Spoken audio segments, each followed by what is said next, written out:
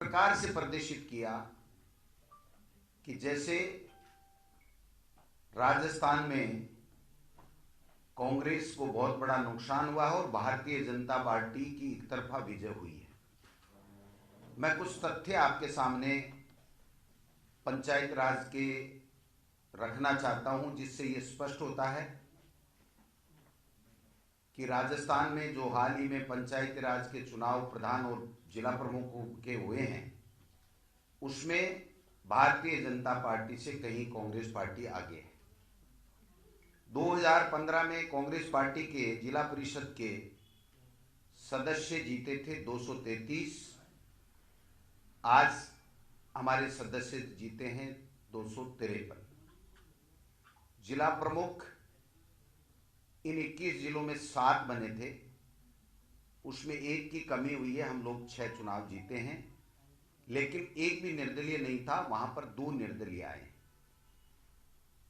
पंचायत समिति के जो सदस्य हैं वो 1645 थे, जो अब 1850 हुए हैं।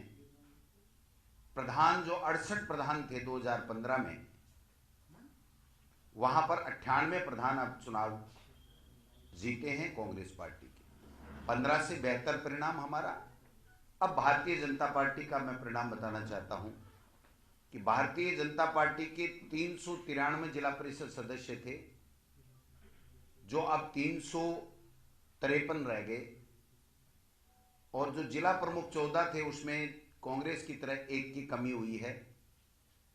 वो भी निर्दलीय के खाते में 2 गए हैं, उसमें काउंट हुआ है। और 2041 पंचायत समिति सदस्य उनके 2015 में थे, जो 1989, यानी इसमें भी कमी हुई। और प्रधान 115 बने थे, उनके केवल 98 प्रधान बने।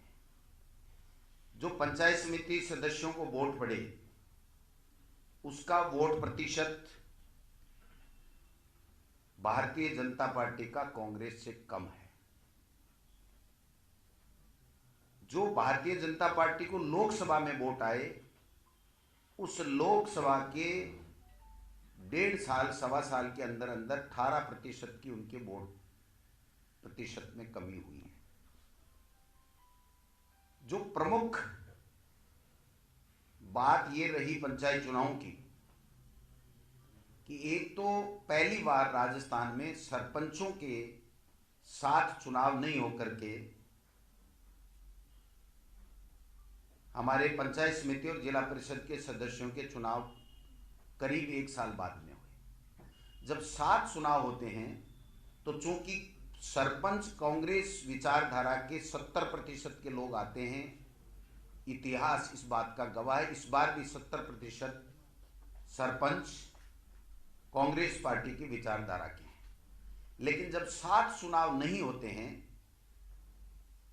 तो वो सरपंच अपने मतदाताओं को नाराज नहीं करना चाहता, और अलग अलग जब होता है तो उसी की टुकड़े होकर के दूसरी अपने अपने हिसाब से गांव में वो चले जाते हैं, जिसके कारण से पहली बार राजस्थान में चाहे भाजपा हो चाहे कांग्रेस हो, इसके अलावा निर्दलियों का बहुत बड़ा वोट बैंक करीब 28 लाख के लगभग हुआ है। तो ये जो अंतर निर्दलियों का ज्यादा बढ़ा, वो अंतर इन एक साथ चुनाव नहीं होने के कारण से हुआ है। तीसरी जो गांव का वोट प्रतिशत कम हुआ, जो थोड़ा बहुत हम उम्मीद करते थे कि हमारी सरकार भी है, अच्छा काम कर रही है, बहुत अच्छी संख्या में सरपंच भी चुनाव जीते हैं कांग्रेस पार्टी की विचारधारा के, उस तरीके का परिणाम की जो अपेक्षा हम करते थे, उसमें जो कमी आई वो प्रमुख बात ये थी कि 8 महीने से मार्च के बाद में कोरोना आने के कारण से एक तरीके से सरकार की योजनाओं को गांव गांव ढाणी ढाणी तक नहीं पहुंचा पाए। न विधायक जा पाया, न मंत्री जा पाया, न अधिकारी जा पाए। अधिकारी भी कभी पूरी तरह लॉकडाउन में रहे, कभी 1/3 रहे, कभी कोई आया, कभी कोई नहीं आया। तो जो संक्रमण से लोगों को बचाना सरकार की पहली प्राथमिकता थी, उसमें पूरी मुस्तैदी के साथ सरकार लगी हुई थी और उसमें कामयाबी भी मिली। और देश के प्रधानमंत्री को भी ये कहना पड़ा कि राजस्थान की सरकार जो कोरोना काल में बेहतर काम कर रही है, उसकी आपको अनुसरण अन्य राज्यों को भी करना चाहिए। लेकिन ग्रामीण क्षेत्र में कोरोना का प्रभाव, संक्रमण कम होने के कारण उनको ये लगा कि इस 6-7 महीने में हमारे जनप्रतिनिधियों ने हमारी सुध नहीं ली। तो जो थोड़ा बहुत हम जो उम्मीद करते थे उसमें जो कमी आई, उसका प्रमुख कारण ये भी रहा। और हमारी प्रदेश कांग्रेस कार्यकारिणी नहीं बनना, जिससे संगठन के लोगों को हम ज्यादा उपयोग नहीं ले सके, मैं समझता हूं इससे भी जो मैनेजमेंट इस पंचायत चुनाव में जिले वाइज, पंचायत समिति वाइज होना चाहिए, उसमें कुछ कमी रही। लेकिन फिर भी भारतीय जनता पार्टी जो पूरे हिंदुस्तान की नहीं, विश्व की सबसे बड़ी अपने आप को पार्टी बताती है, उसके जो हाल हैं वो कांग्रेस पार्टी से कमजोर हैं। इस कमजोरी के बावजूद भी भारतीय जनता पार्टी के नेता अपने बड़े नेताओं के लिए घमंड में चूर होकर के ये कह रहे हैं कि राजस्थान में किसी बड़े चेहरे की आवश्यकता नहीं है। मैं सतीश पूनिया से पूछना चाहता हूं कि आपकी पार्टी में बड़ा चेहरा नरेंद्र मोदी जी का है, आपकी पार्टी में बड़ा चेहरा अमित शाह जी का है, आपकी पार्टी में बड़ा चेहरा जो लोग मानते हैं, जनता मानती है, पूरा देश मानता है कि पूर्व मुख्यमंत्री वसुंधरा राजे जी का है। अगर आपकी पार्टी में बड़ा चेहरा घनश्याम तिवारी जी का है, जिनको आपने ज्वाइन कराया, तो इस पे मुझे कोई टिप्पणी नहीं करनी है। जब इतने घमंड में आप इस स्थिति में भी हैं, तो इस भारतीय जनता पार्टी का क्या हाल होने वाला है,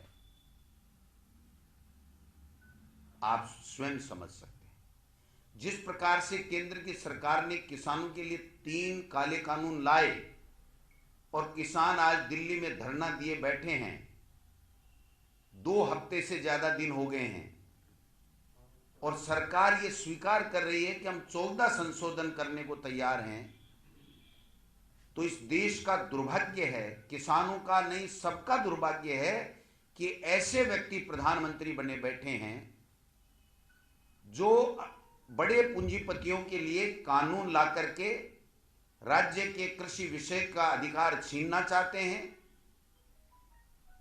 किसानों की बात जो असली है कि इस बिल को वापस लीजिए, वो नहीं मानना चाहते हैं। वो केवल वो संशोधन नहीं करना चाहते जिससे अडानी अंबानी या बड़े लोगों को जो इस क्षेत्र में व्यापार करना चाहते हैं, किसान की उपज के ऊपर डाका डालना चाहते हैं, उसमें अगर किसी तरह का कोई कमी आ रही हो तो वो संशोधन वो करने को लिए तैयार नहीं है। जब कृषि राज्य का विषय है तो इनको आवश्यकता क्या पड़ गई इस 3 कानूनों को लाने की, ये बताने के लिए आज भी तैयार नहीं है। और हमने सबने मीडिया में देखा है कि आज से 1.5 साल पहले से बड़े बड़े उद्योगपति स्टोरेज बनाने लग गए हैं। तो ये किस ऐसे बनाने लगे, इनसे किसने एग्रीमेंट किया, लाखों लाखों करोड़ रुपए का इन्वेस्टमेंट वो किस आशा के साथ में कर रहे हैं, किसके कहने से कर रहे हैं, ये देश के प्रधानमंत्री को लोगों को बताना चाहिए। और आज जिस प्रकार का वातावरण अराजकता का पूरे देश में हो रखा है, 70 करोड़ के लगभग जो किसान परिवार चिंतित हैं, उन 70 करोड़ का प्रभाव 120 करोड़ की इस जनता के ऊपर देश पे पड़ने वाला है। वो 70 नहीं, वो 120 हैं। पूरे के पूरे लोगों पे किसान तकलीफ में होता है तो उसका प्रभाव पड़ता है। इसलिए मैं कहना चाहता हूं कि भारतीय जनता पार्टी गलतफहमी में ना रहे। कांग्रेस पार्टी राजस्थान में मजबूत है। कांग्रेस पार्टी का शीघ्र ही संगठन का गठन होगा।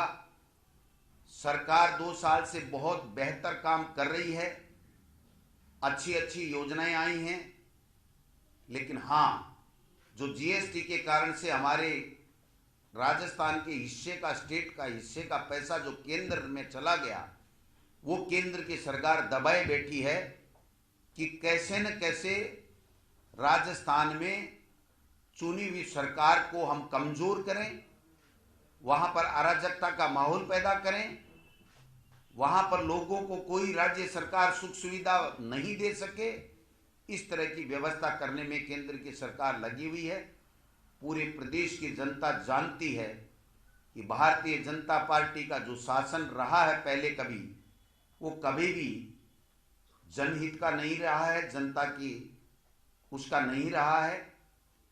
आने वाले नगर निगम जो 40 हैं उसका कल चुनाव आने वाला है। निश्चित रूप से कांग्रेस पार्टी का प्रदर्शन बहुत अच्छा रहेगा और हम लोग ज़्यादा से ज़्यादा स्थानों पर नगर परिषद के सभापति और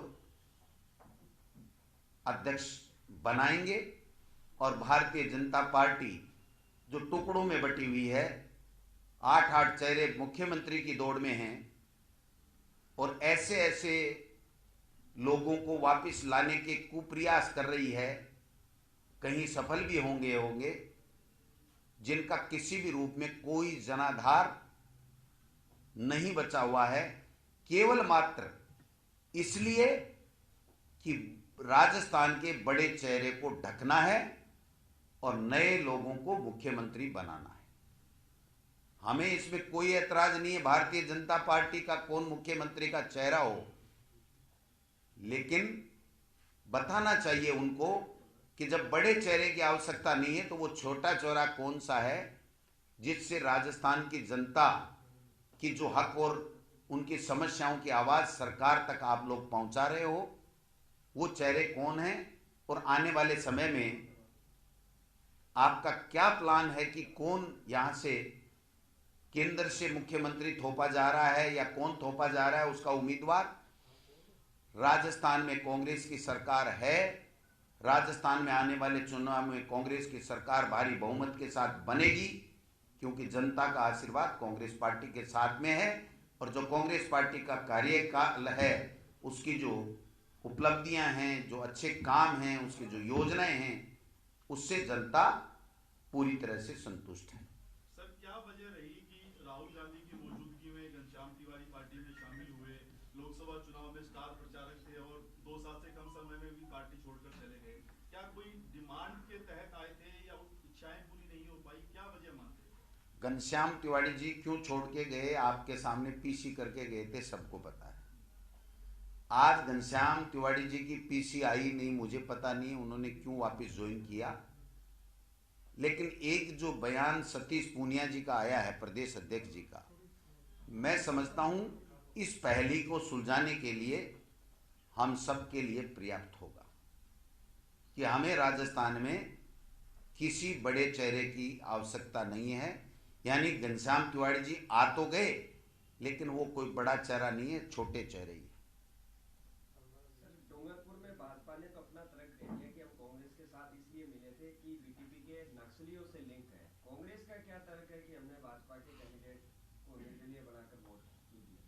देखिए, राजस्थान में कोई आदिवासी का भाई नक्सली नहीं है। किसी तरीके से मैं उनकी इस बात का कतई समर्थन नहीं करता, लेकिन पंचायत राज के चुनाव और नगर पालिका के चुनाव स्थानीय लोगों के द्वारा उनके वहां के लोकल एडजस्टमेंट के हिसाब से लड़े जाते हैं और ये आज नहीं हुआ है। जब से देश आजाद हुआ है तब से, चाहे नगर पालिका हो चाहे पंचायत राज के चुनाव हो, एक पार्टी के सिंबल पर चुनाव जीते हुए व्यक्ति दूसरे पार्टी को अपनी स्थानीय आवश्यकताओं और वहां की लोकल लोगों की डिमांड के आधार पर वो परिवर्तित होते रहते हैं, क्योंकि इसमें जो दल बदल विरोधी कानून है वो लागू इन चुनाव में नहीं होता। और मैं तो ये कहना चाहता हूं कि यहां तो कानून नहीं है, इस देश में लोकसभा और विधानसभा में कानून है, उसके बावजूद भी मध्य प्रदेश को देख लीजिए, कर्नाटक को देख लीजिए, महाराष्ट्र को देख लीजिए, गुजरात के राज्यसभा चुनाव को देख लीजिए, अब देख लीजिए, गोवा और मणिपुर देख लीजिए। भारतीय जनता पार्टी की तो सबसे बड़ी जो खासियत है वो यही है कि चुनाव किस पार्टी से जीता और जाएगा दूसरी पार्टी में, उनकी पार्टी में। वो कैसे भी जाए, हुक एंड कुक, चाहे ईडी के द्वारा आए, चाहे धनबल के द्वारा आए, चाहे और कोई कुछ भी उनको करना पड़े। जो कहते हैं ना, साम दाम दंड भेद, उनकी एक ही नीति है, जनता के प्रति उनकी कोई जवाबदेही नहीं है। घनश्याम तिवारी जी ने कहा है कि 2 साल वो कांग्रेस में रहे और कांग्रेस की अंतर कलह को देखा है उन्होंने अंदर रह करके, ऐसे में ये सरकार पूरे 5 साल नहीं चलेगी।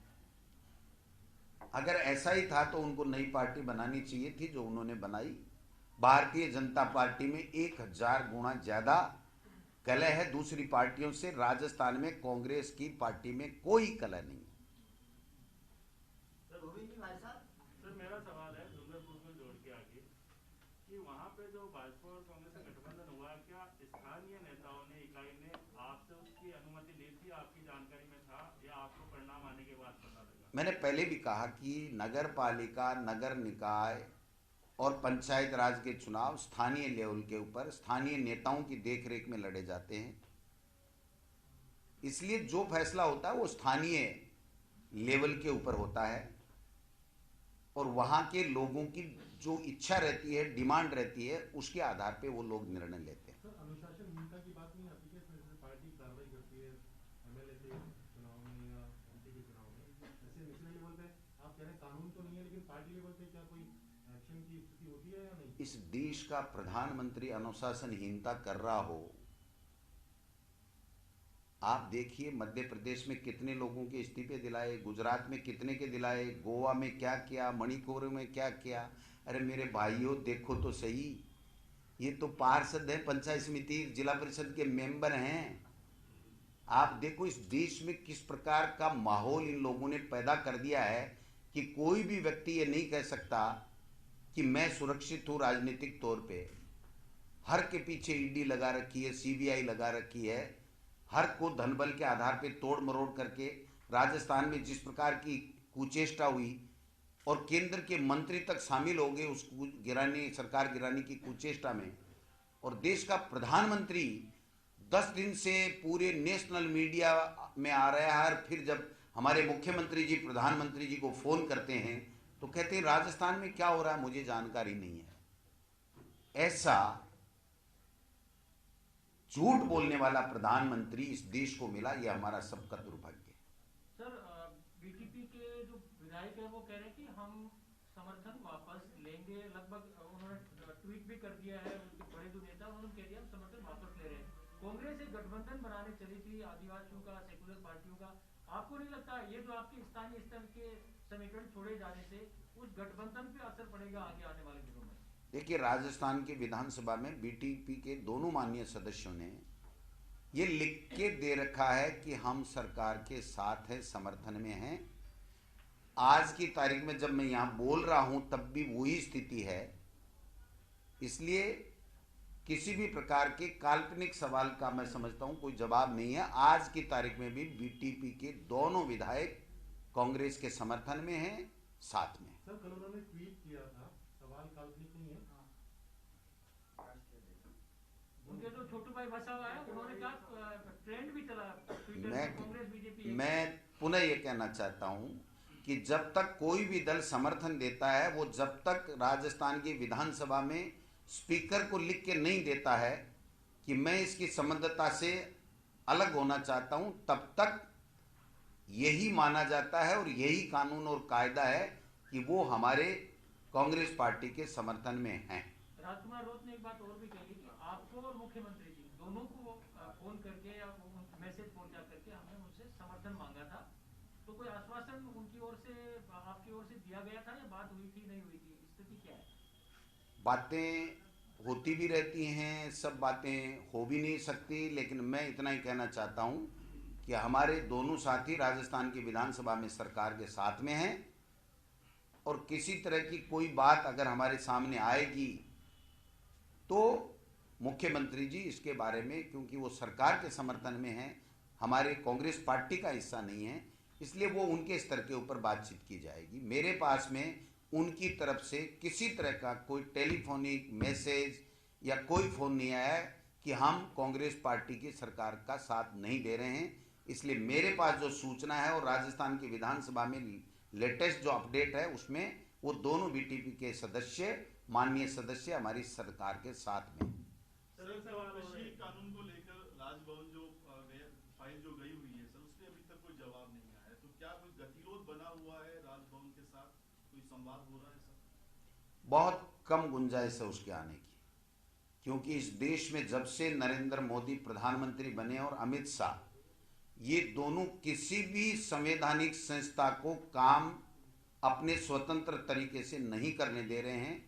इसलिए हमें 1% से ज़्यादा उम्मीद नहीं है, क्योंकि जो सुप्रीम कोर्ट और हाई कोर्ट के जजों को अपनी मर्जी से फैसले लिखाने का ड्रामा कर सकता है, मैं समझता हूं उस देश के प्रधानमंत्री, उस पार्टी के नेताओं के ऊपर हमें भरोसा नहीं है। लेकिन हम फिर भी कहते हैं कि राजस्थान में इन तीनों काले कानूनों के आधार पर एक भी किसान के साथ में न लूट खसोट होने दी जाएगी, न जमाखोरी होने दी जाएगी, न कॉन्ट्रैक्ट फार्मिंग के द्वारा एमएसपी से नीचा नहीं खरीदने दिया जाएगा। एक सवाल और है सर कि आपकी पार्टी के एक विधायक आपके खिलाफ लगातार बयानबाजी कर रही है, इंदिरा मीणा, सोशल मीडिया पे कि आप उनके काम नहीं करते और कई ऐसी बातें, क्या करें? इंदिरा मीणा जी हमारी पार्टी की सम्मानीय सदस्य हैं। मेरे पास अब तक उनका कोई फ़ोन या कोई लिखित लेटर या अजय माकन जी के पास या मुख्यमंत्री जी के पास इस तरह की कोई बात नहीं आई है। फिर भी मेरी पार्टी की माननीय सदस्य होने के नाते मैं उनको बुलाऊंगा, उनकी क्या समस्याएं हैं, मेरे से ही नहीं बल्कि अन्य किसी भी मंत्री से या सरकार से उसके बारे में चर्चा करेंगे और उनकी समस्या वाजिब होगी तो निश्चित रूप से समाधान करेंगे। सर, जिस तरह से किसान आंदोलन का गतिरोध बना हुआ है, तो क्या राजस्थान में कोई आगे की स्ट्रेटेजी कांग्रेस की है इस आंदोलन को समर्थन देने की? बिल्कुल, आप देखिए चालू हो गया काम। किसानों का जो सब्र का बांध है वो टूट चुका है और अब राजस्थान के किसान अगर नहीं फैसला हुआ आज कुछ, तो मैं समझता हूं कुछ कूच कूर चुके हैं और कल से ये कारवा बढ़ता जाएगा और मजबूर होकर के केंद्र की सरकार को इन काले कानूनों को वापस लेना पड़ेगा। सर, वो जो कारवा है वो बीटीपी जो रालोपा है, एनडीए का घटक दल, उसका है। तो क्या किसानों के मुद्दे पर जो आरएलपी का स्टैंड है, कांग्रेस उसके साथ है? देखिए, हम उन तीनों काले कानूनों के खिलाफ हैं। अब आरएलपी क्या स्टैंड लेती है अब वो आरएलपी बता सकती है। अगर कोई कानून समझ में नहीं आता है जो जनता के खिलाफ में है, तो किसी भी जनप्रतिनिधि को, चाहे वो कोई भी पार्टी हो, उसको उसका विरोध करना चाहिए। हमारे तो वहां पर लोकसभा में सांसद थे नहीं, कांग्रेस के सांसदों ने विरोध किया, 8 को बाहर निकाल दिया, निलंबित कर दिया और बहुमत नहीं होते हुए भी बिल पास करा लिए, ऑर्डिनेंस से ये कानून लाया गया। तो आप बताइए, ऐसा कोई कानून इस देश में देखा है जो 120 करोड़ जनता के लिए फायदे का बता रहे हों, 70 करोड़ किसानों के फायदे का बता रहे हों और गुपचुप में 6 महीने पहले कोरोना काल में रात को बंद कमरे में बैठ करके बड़े उद्योगपतियों के साथ साइन करते हों? तो मैं समझता हूं ये सबके समझ में आता है कि ये किसके लिए कानून लाया गया और कृषि का विषय राज्य का होने के बावजूद ये इस तरीके के बिल ला करके किसान की उपज के ऊपर डाका क्यों डाला गया। सर, माकन जी ने कहा इसी महीने कार्यकारिणी का गठन हो जाएगी और आप जल्द ही आला कमान को प्रस्ताव भेजेंगे। क्या 25 दिसंबर तक ये काम हो जाएगा? माकन जी ने कहा है तो 21 दिसंबर तक नियुक्ति हो जाएगी। निश्चित रूप से चुनाव पंचायत राज और नगर निकाय के हैं, इसकी वजह से हम व्यस्त रहे, लेकिन कार्यकर्ताओं की राय हम लोग ले रहे हैं और उम्मीद करते हैं कि आपको जल्दी ही इस तरह की प्रेस कॉन्फ्रेंस कार्यकारिणी के गठन के बारे में जानकारी देने के लिए हम लोग करें और आपके साथ दोबारा चाय पिए। इसी सर ओवरऑल तो परिणाम कांग्रेस के लिए अच्छा नहीं रहा, लेकिन आपके लिए लक्ष्मणगढ़ में जरूर भारी हुई बाजी, आप जीते, हालांकि कंट्रोवर्शियल रहा।